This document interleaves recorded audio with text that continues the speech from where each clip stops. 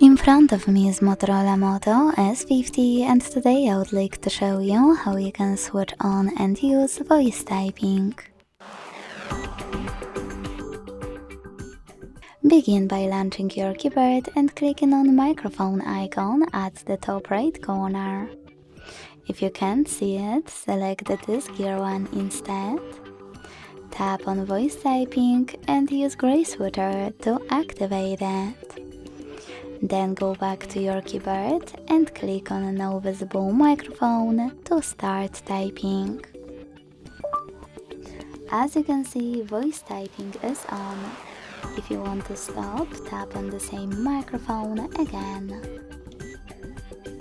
Thanks so much for watching. If you enjoyed this video, leave a like, comment and subscribe. Bye!